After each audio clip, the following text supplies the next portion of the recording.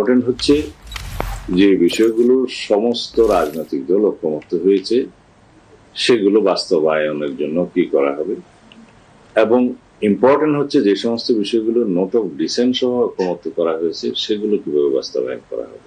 জুলাই সনদের সবকিছু সংবিধানের ওপর প্রাধান্য পেলে তা ভবিষ্যতের জন্য খারাপ নজির তৈরি করবে বলে মন্তব্য করেছেন বিএনপির স্থায়ী কমিটির সদস্য সালাহ উদ্দিন আহমেদ। মঙ্গলবার দুপুরে সাংবাদিকদের সাথে কথা বলার সময় তিনি মন্তব্য করেন যে পুরো জাতির জন্য খারাপ নজির তৈরি করা ঠিক হবে না। এছাড়া জুলাই জাতীয় সনদের প্রতিটি বিধান, প্রস্তাব ও সুপারিশ সাংবিধানিকভাবে বলবৎ হবে বলে এর বৈধতা ও কর্তৃত্ব সম্পর্কে কোনো আদালতে প্রশ্ন তোলা যাবে না। ধারাটিকে আপত্তিজনক হিসেবেও মনে করেন তিনি। কোনো আদালতে প্রশ্ন তোলা যাবে না এই এখতিয়ার কি আমাদের সংবিধান কাউকে দিয়েছে, মন্তব্য করেন তিনি।